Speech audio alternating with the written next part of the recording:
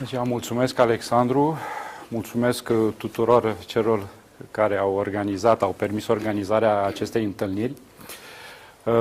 Vreau să încep spunându-vă să-mi cer scuze pentru că nu mai stăpânesc așa de bine gramatica și vocabularul românesc. Sunt plecat de aproape 40 de ani. Dar promit ca data viitoare să vă fac o prezentare în română, deci o să vă propun să o fac în engleză și discuția, întrebările, răspunsurile să fie în limba română. So, today I would like to present you the Technology Transfer Office based on our experience in the École Politehnique Federale in Lausanne. I will try to show you a little bit of the challenges that we faced. It was a long story, it was not so simple. And also the solutions that we found and maybe some pragmatic ways of starting doing something here. The main challenge actually in technology transfer is because of these two cultures, these two worlds, which are rather different. The first is the university, where we all know the basic values are, well, teaching, research is driven by publication of scientific results, and also, of course, by recognition by peers. On the other side, industry thinks and is driven by development, by products on the market, by increasing sales, and naturally, the secret is governing that world. So the challenge lies here. There is a gap between these two worlds, and there are a number of bridges between them. The first one is rather natural. The students, the PhD students also that study at the university and then go to industry. Professors, both ways, of course, and we also encouraged a lot in Switzerland to hire professors with an industrial background so that they bring a little bit of that culture, the industrial culture, in the university. This can also be enhanced, for example, by internship programs. There are, for example, students from the university that do their, say, master work or PhD thesis within the industry. And the other side round, whereas people from, researchers from industry would come to the university and do, for example, their PhD study at the university. So this was rather natural as a bridge. Of course, there are other bridges to be implemented as collaborations between industry and university, and these are governed and by specific research contracts. I think you already have some of them. Maybe you call them development contracts. We can discuss that later.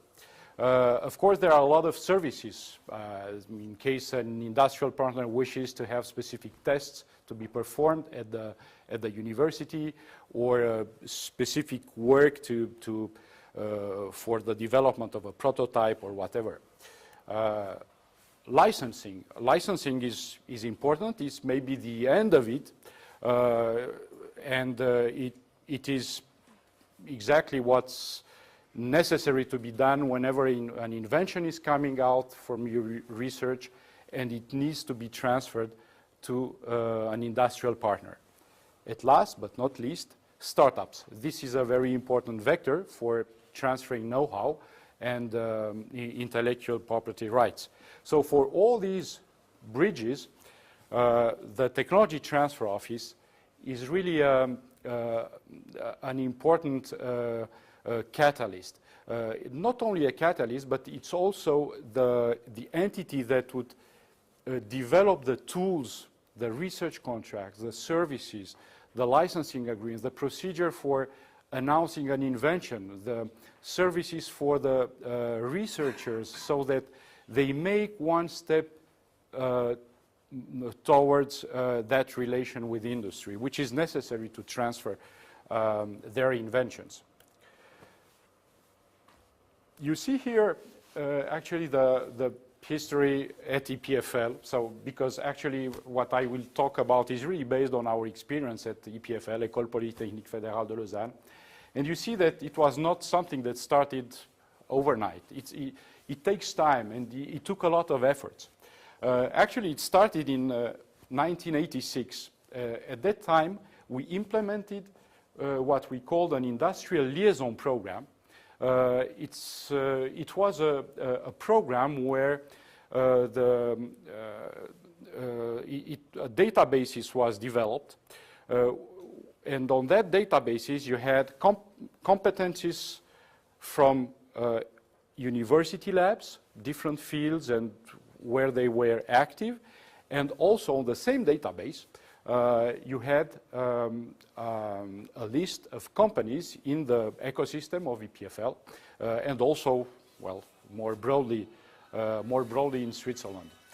At that time, of course, there was no web, so actually the money the resources to implement that were there to pay the people. There were 4 or 5 people that really tried to put together that databases. Well, today, I think you can have a look on the Research for Industry database. It's already there, and it can be really helpful to try to identify to which partner you can talk, because you have some technologies which are in its field of interest and field of activities.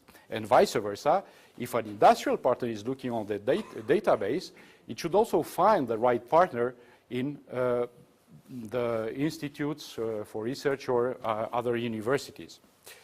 2 years later, in 1988, we established a policy for research contracts and partnership. What did that mean? Is actually we developed template agreements, standard agreements, that could be implemented by every lab of the university in case such lab wanted to enter into a collaboration, research collaboration with an industrial partner, or in case it wanted to have a service agreement, or to have an industrial grant, or a consortium agreement between several universities, or licensing agreement to a startup or to existing companies. So everything, technology transfer really started, say, in 88. Then in 93, it was the creation of this first technology transfer office. It was called the Industrial Relation Office at that time. We were 2 people for all the university, and we really continued to move forward and to help also the management of the university to implement a number of other actions and programs in the field of innovation and technology transfer. In 98, we had our first legal counsel that joined our office. We were 3 and the secretary. And well, now we are about, we are 10 people. An important aspect I would like to focus on is in 2004, it was a very strong commitment of the university to nominate a vice president for innovation and technology transfer. So this really gave us, the technology transfer and all the innovation activities around, a lot of support, and showed that, oh, thanks, super, thank you very much. Showed that the university was really supporting strongly these technology transfer activities. There were a number of other actions, like the Inno grants. These were some grants to help young students after their PhDs or their master to start a business. And actually, well, there was a seed fund in 2008, and maybe the last one was in 2011. It was a proof of concept, but I will talk a little bit more about that later. The TTO stakeholders, there are a variety of stakeholders of the Technology Transfer Office, and it is really important to have a very good relationship and to build trust with all these stakeholders. On the first side, there are the researchers, the professors, the PhD students. Of course, you have all the industrial ecosystem with research people from industry, also with business people, with legals. You do have a lot of interactions with patent attorneys. We have a network of about 20 to 30 patent attorneys worldwide, and some of them are close to the university, so that we can ring them in the evenings or during the weekend because there is something urgent to be done. So it's very important to have that proximity with one or two patent attorneys. Startups, this of course is something that we really encourage and are still encouraging very much. We have about 10 to 12 startups every year, and it needs a lot of involvement. Of course, when you talk about startups, one has to think also to the VC environment around the startups, and they are very often coming to us to discuss those early stages before investing in the startup. So for VCs also, the Technology Transfer Office is really a very important partner. What is VC? Sorry? Venture capital, sorry. Venture capitalists that invest, can be also business angels, all those who invest in the early stages of a venture. And of course, university management, as I told you before, it's crucial that there is a strong support from the university management, also from government, in order to have this activity take over. Okay, so for that, you need to have staff. And staff that has credibility and trust, both towards with the internal stakeholders, but also, of course, with the external stakeholders. Again, a Technology Transfer Office is a service. It's not an entity that will decide top-down what to do with an invention.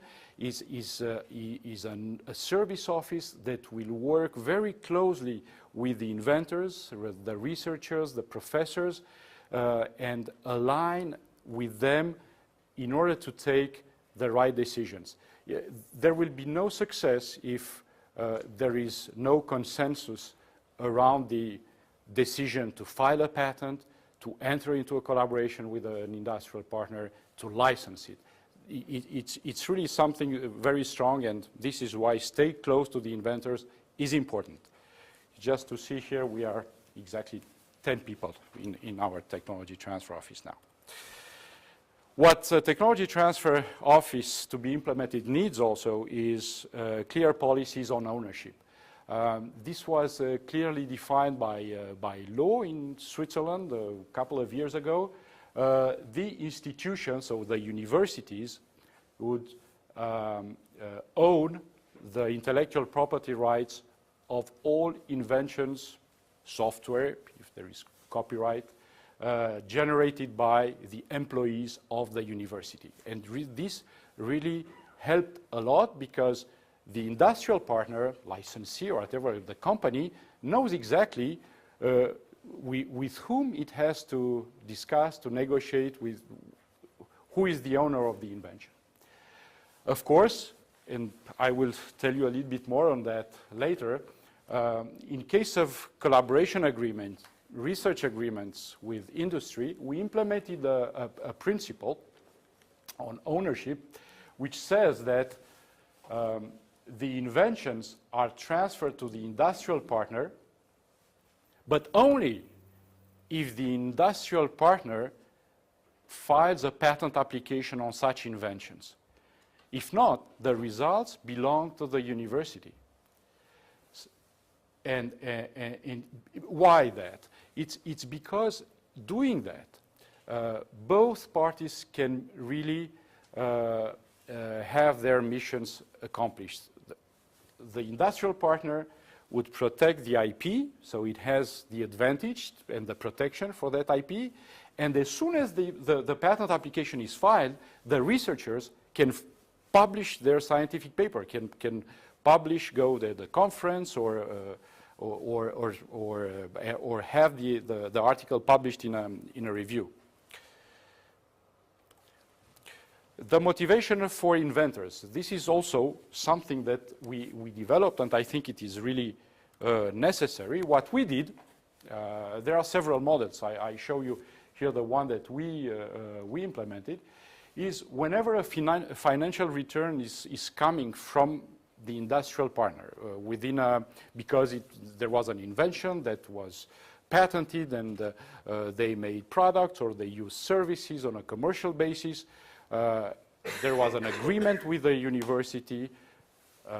So from the income that was generated, first we reimburse the patent costs. It is important because many times, all the time, it's the university that files the patent applications, the priority patent applications at their costs. And I imagine it's the same. It's the same here. What we do afterwards, so after that reimbursement, the rest of it is distributed in 3/3. 1/3 goes to the inventors, 1/3 goes to the lab, and 1/3 goes to the institution, so that you have all those internal stakeholders motivated by that technology transfer. So, which are the TTO activities? I mentioned before, we are doing a lot of contracts, and we started with that. With the years and years, we did only contracts. We had only one license agreement in the early 90s. So we did a lot of research agreements, service agreements, and it is important because this helps to build that trust in the relationship between industry and university.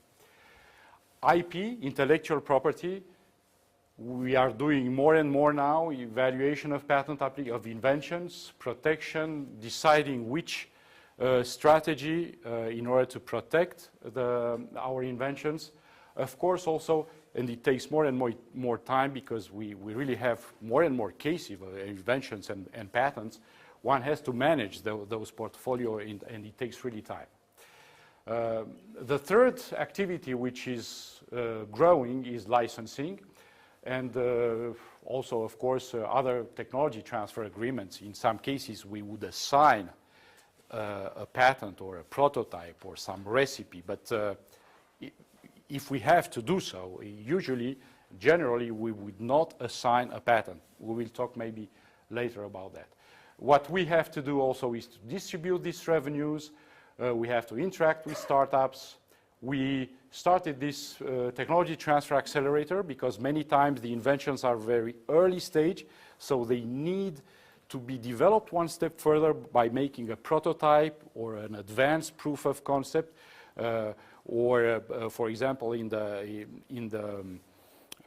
bio world, for example a toxicology study or some biocompatibility for some materials.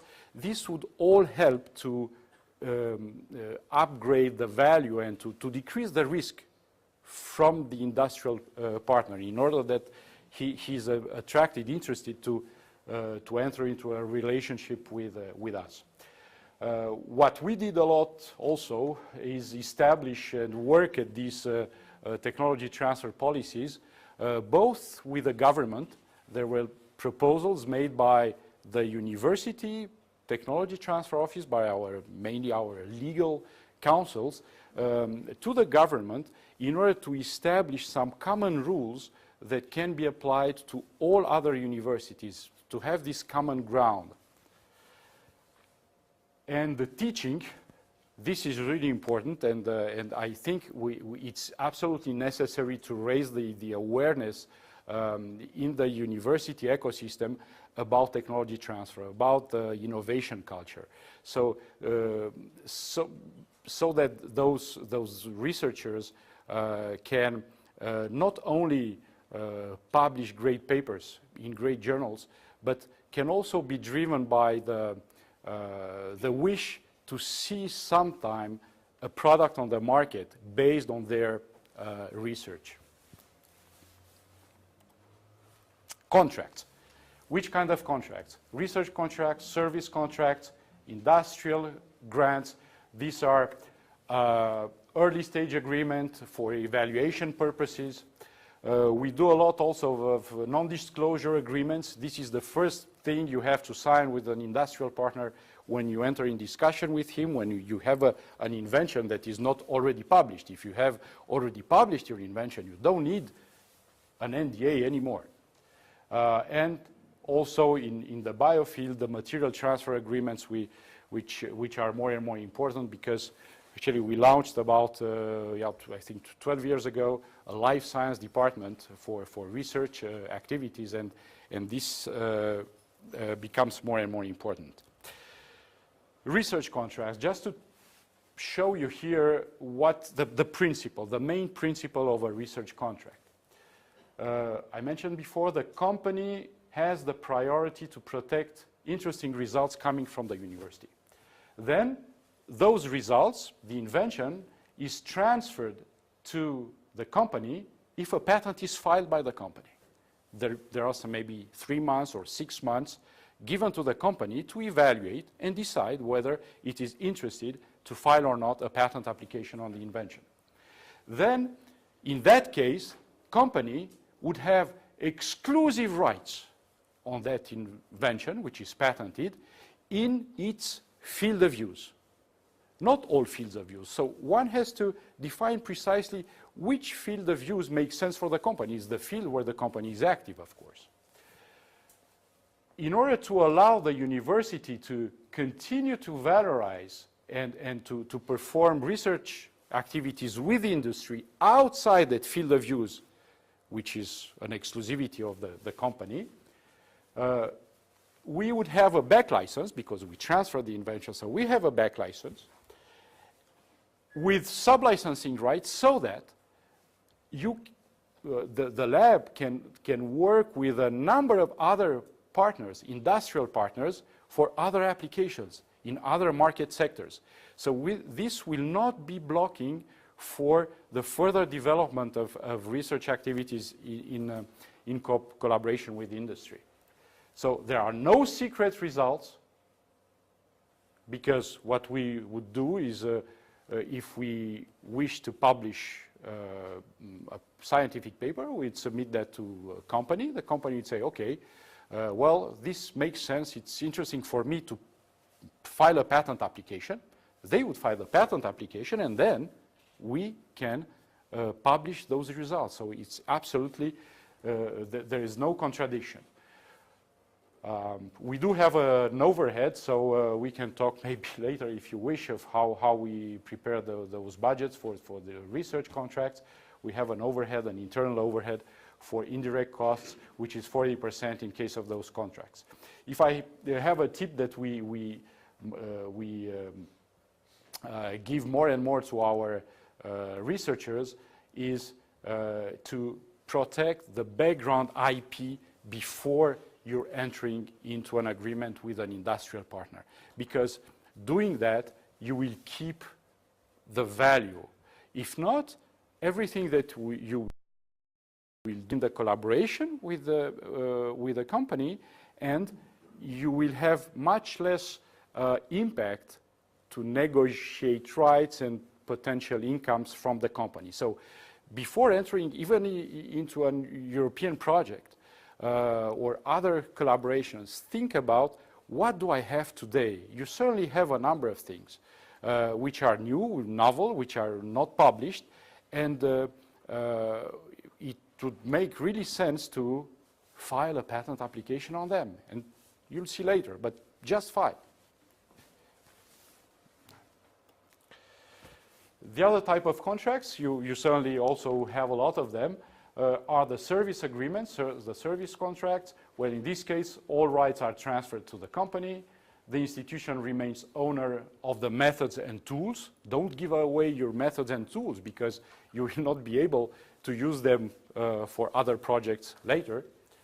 The use and publication clauses are a little bit tougher than in the research agreements. Many times the company coming to you and for a specific service would like everything to be kept confidential. So it's up to you to agree if yes or not. If you don't agree, you can argue and say, oh, no, I cannot do that. I want to publish my results, but I give you the opportunity to protect them first. There is a higher overhead of 60% for those kind of agreements. Well, this slide shows you a little bit the development of our activities, and I will switch now to more to the licensing part, to the invention and patent protection part. So you can see that in 1995, we had maybe, 10 invention disclosures from all our labs. We filed a number of patent applications, and we had maybe, that was maybe the 1 or 2 licenses that we granted. So you see that from 95 to 2012, we have now about 110 invention disclosure per year. So 110 invention disclosure that we have to work on, to evaluate, to discuss them with the inventor, to think about which potential they have. 3 inventions per day. Sorry? Sorry, Yeah. 1 invention in 3 days. Yeah, if you take all the, well, we are not usually working on Saturdays and Sundays, but it's about that. What's also interesting is that you see here we file actually about 2/3 of those invention disclosures which come to us. And we license, well, in 2012, a little bit less than 50% of them. But there were years where it was much better, because actually what's important for us, it's not really the patent, the priority patent applications filed, because we can easily file. It does not cost so much. What's important as an indicator is how much of those inventions that we protected, we spend money to protect, are licensed so that we get money back. Okay, so coming to the invention path, I call it like that. It starts with this invention disclosure. So even Archimede, out of his bath, should come to our office to disclose the invention. We evaluate them with the inventors. Then we would file a patent application, and then find potential interest from industrial partners, and naturally make the deal, which is the license deal. Well, it seems very easy, but it isn't usually so. Let's start with the invention disclosures. This is the first thing you have to do, and I think it's rather straightforward. You have to identify the inventors and their inventive contributions. You have to be sure that this invention is not coming out of a contract already signed, maybe a service agreement, and the rights are already transferred to the partner, or if this invention is coming within a research agreement, whereas in that case the company would have already certain rights. So you have to know that. Of course, you need to know the principal dates. You have to have a description of your invention, to know where the novelty lies, which applications you can address with that invention, so that it helps you to figure out how many of those fields of use you can address. Prior art, this is important. Many times the inventors come to us and they say, well, I know everything. I have been to this and this and this conference, so I know that this invention, well, nobody talked about that, and I'm the first one. Many times, when we go and have a look in the patent database, we find out that there are a number of patent applications that talked about that invention, but the inventors didn't know that. So it is really important before filing, not only to go through the publication databases, but also to make patent searches. I think these can be done in Romania, patent searches, certainly by the OSIM, yes. And we are doing that, for example, at the Institut Fédéral de Propriété Intellectuelle, so Federal Institute for Intellectual Property. And the inventors go there. Sometimes we are going with them for half a day or one day, and they make that search with dedicated people, professionals from that service. They learn also a lot how to do it, and they come back with a number of documents, and then we examine those documents with them in order to see whether there is a prior art or not. At that first stage, we are still at the invention disclosure, we already discuss and try to have a feeling which could be the opportunities to transfer that invention, which are the opportunities that I can find in order to attract industrial interest or licensing opportunities. So, why patenting in university? I think this is rather clear. The reason why we patent in university is absolutely not the same one why patents are filed in industry. Why we're patenting is because we want to attract funding, either through research projects with industry or through licensing. We are not filing patents for the CV. We are not filing patents in order to defend ourselves, the university, against competition. This is what industry would do. The industry would file patents in order to protect their investments, their products, their processes against the competition. Sometimes also industry files patents to have patent portfolio to cross-license with other industries. But again, a university does not need to defend itself against any competition. It's really a value that we want to add to our research in order to stimulate industrial activities. And of course, yes, another question? No, oh sorry. The second reason, of course, is because we want to stimulate and we want to help the creation of startups. And you all know that if a startup has no intellectual property rights in an exclusive way, there will be no investment possible in such a startup. Investments by venture capitalists, business angels, foundations, etc. So, said that, it is important that the leadership for patent filing and prosecution passes as soon as possible from university to industry, because this will also, patent filing is costly, so you have to reduce those costs and to do a lot of marketing, of discussions with potential partners, presenting those inventions at fairs or other events. Patent filing strategies. You'll certainly hear that hear later on that in a much more extended way.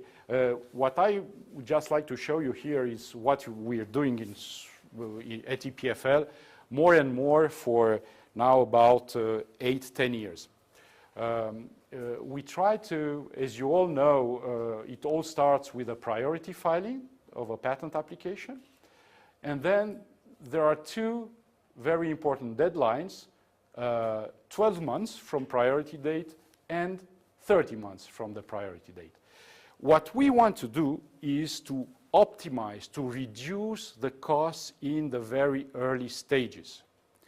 This is why what we started to do is to file the so-called provisional patent applications. These are patent applications for which we are not paying the taxes and which are pretty, say, low cost. It's less than, so in euros it would make, I don't know, 600 or something like that, 700. Of course, in order to be able to do that, you have to prepare a patent application where what's important in the provisional patent application is the description of the invention. So you have to prepare a very detailed description of that invention. It is not like, a patent application is not like publishing a scientific paper. You have to be much more detailed when you prepare that description of the invention. And this is many times of course, we spend a lot of time with the inventors trying to help them how to write that, how to prepare this first document that would be handed over to the patent attorney in order that this provisional patent application is filed. One can file, of course, another patent application. For example, 3 months later, after the first one, there is an improvement or a further development or something you didn't think about at the first filing, and one can file a second patent application and bring all these patent applications together in a regular international patent application, which is called PCT, Patent Cooperation Treaty, which starts where the costs are much higher. And I don't tell you here because here the costs are really increasing even more than the international patent application. So another way to optimize costs is to think about the market which is addressed by your technology. For example, I know if you're talking about automotive market, just make your choice on one country, the US or Germany, and that's it. You don't need, as a university, you don't need to have all countries where cars are manufactured or sold to be protected. Just make one choice. So this is important. Actually, I also like to add here that we would stop here.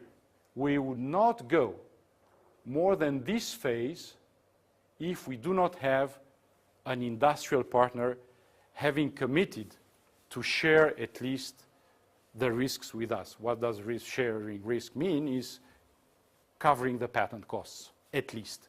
So many times, in some exceptional cases, and this is why we like very much this, is that we have 12 months with this provisional patent application to attract interest.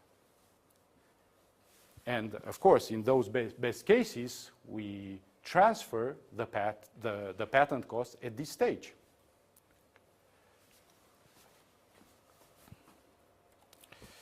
Marketing. This is the tough part, of course. What we start asking ourselves first is there any startup opportunity? Because our policy is to really favor the creation of startups. If we have a technology that may be of interest for a startup or for a large company, we would favor the startup, even if it's more risky.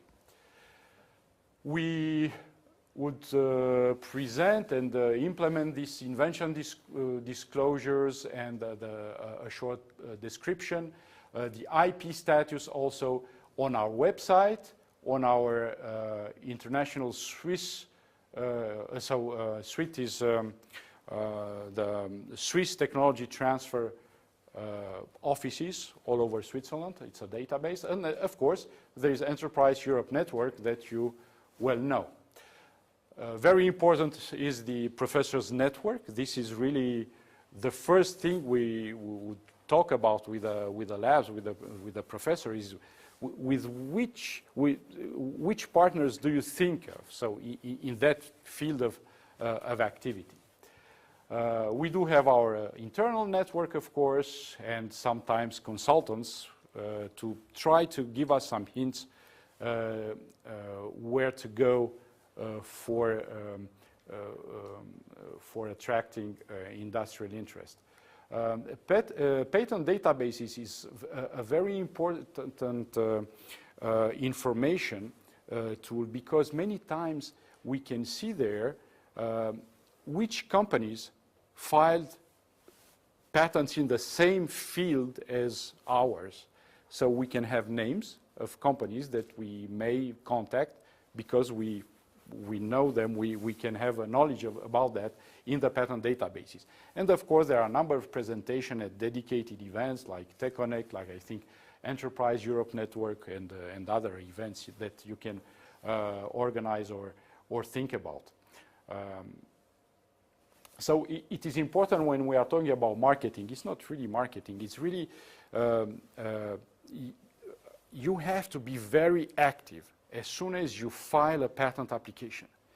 You can publish the same day. Please publish. Please start telling to the whole world about your invention the same day you file the patent application, because you have a very short time in which you want to attract that partner that would help you to further develop the invention and take over the costs.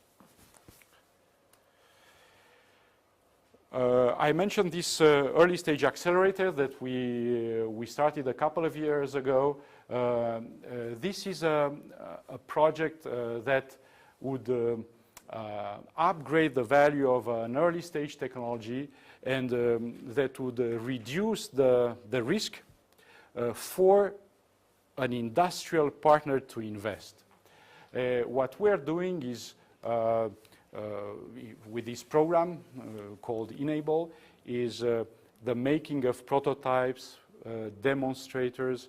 I mentioned before toxicology studies, biocompatibility, benchmarking, in some cases very early stage trials on small animals when we are talking about biotech technologies.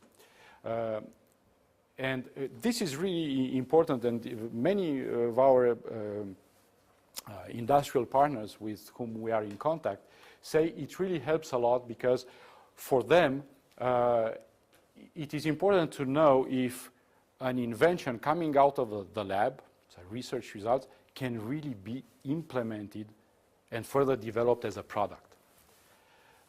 What we do the same time is, in these early stages, we enter into, say, these option agreements where the industry commits to take over, for example, the patent costs. Their contribution is in this, say, in this region, the Valley of Death region, so-called.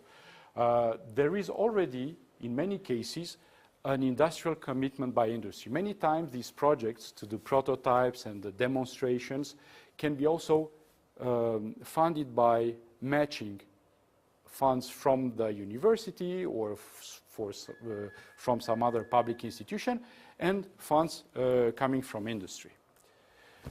License. I will go rapidly through maybe the main aspects, ingredients of a license, the scope and price.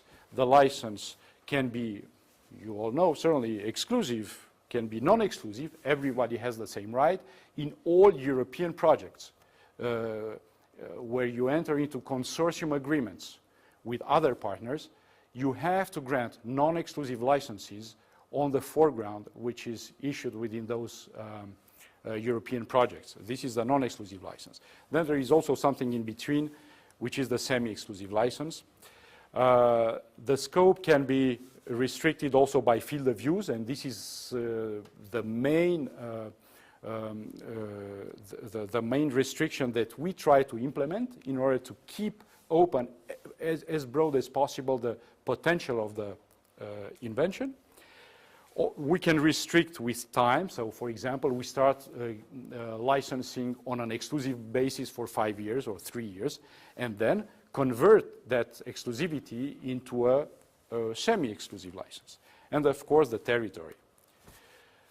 An example, for example, I show you here, it's an integrated processing. It was a patent on a process for fiber reinforced materials developed at EPFL, and this process could be used to make a number of products, for example, seats, so the automotive industry, and we license that to a company, an automotive company, but also with the same process you could do, for example, frames for cycles. You could use it for tennis rackets or for other, for example, hollow composite parts for reservoir or other applications. We usually use that royalties mechanism because this is really fair for both parties. If the industry is not using the technology, is not selling the product, you will get lower royalties, so a lower amount of royalties. But if they get a lot, the university gets also a lot. So it's really well balanced. It's very difficult to fix a price at the very beginning. How much is this patent worth? This is a very difficult question, and there are mechanisms and calculations that we can use, but the most fair one is the one based on royalties. When you think about royalties, you should also think about a minimum annual royalties. This will force your industrial part of the company to further develop the product or the service which is patented, so that it's not frozen or stays in a drawer and nobody uses it. So it's to force the company have a minimum, 1,000 euro per year, 2,000 euro per year, whatever, just to force them to say, well, I have to pay that university, so, well, or what am I doing? Am I still developing the product? If I'm developing the product, I can pay that minimum royalty. But if I'm not developing the product, why should I pay? So they would stop the license, and it will give you the opportunity to go to somebody else. For startups, of course, we cannot ask for any cash because there is no cash in a startup, so we would be involved in having some a minimum percentage as shares of that company. I don't know if this is implementable in Romania. Actually, what we are the deals we are used with is to take between 5 and 10% of the in shares of that startup when it is created or at an investment round. When you don't know how to calculate royalties, they use the so-called rule of thumb of the 25%. You calculate the profit, and the royalty would be 25% of the profit. I can give you some reference on that. You will find it maybe on the platform. I will send that later. Of course, what's very important is to have benchmarks. Those benchmarks are royalties for several different economic sectors, products, services, and you can find them in a number of documents such as the Les Nouvelles or autumn surveys. Royalty can be very low. I just show you here an example of a technology also that was developed at EPFL. It's based on It's a holographic microscope, but what holography was well known, so what was patented is basically a subsystem and the controlling and the algorithms for treating the image and being able to extract real-time data, which is very important when you have to image biological parts, like here you can see neurons. So in that case, for a subsidy, what we would apply was 1% royalties, but on the microscope, because it was very difficult to see, well, which part was my invention to that system that already exists. So we said, okay, it's a symbolic 1% on the whole microscope you sell. So all you need is to have clear policies. I've showed you that. I hope everybody is convinced about that. You need to build credibility and trust. This is really key. It's a service. Technology transfer is a service. Stay close and follow up with the researchers in a continuous way. You need to have some IP expertise. When you don't know, you ask counselors and experts. You need to have some negotiation skills, of course, and legal support. But you need to have passion, of course, about that. And I think it's rather easy because it's really an exciting field. To say it in otherwise, to which kind of answers should you be able to, which kind of answers should you, to which kind of questions should you be able to answer? The first one is, of course, is my invention worth patenting? Do I have software to embed in the invention? Can I file a patent application on software? Is there prior art? You have to be able to answer to that. What do I need to prepare a patent application? I mentioned before, you have to do your prior art search and then to prepare to describe your invention. Just as easy as that. Which patent strategy? We implemented a patent strategy which optimizes this, reduces the cost at the very early stages. How can I establish a collaboration with a company? Which kind of contract? Is it a collaboration or a service? Which kind of field of use? How do I prepare a budget? How can I enter into a license agreement? Different kind of licenses, the scope of a license. How can I market my invention? You should really help your researchers to go that way, to try to make aware of the potential interested parties. Which are the next steps for my startup project? So these are all questions that you should be able to answer. And the last slide, to take home, protect your invention by filing patent application whenever it is possible.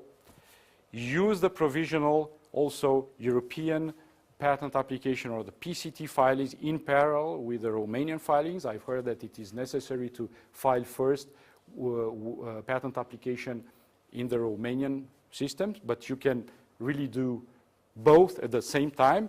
It will really enhance your the interest you can raise outside Romania, and the cost is really low.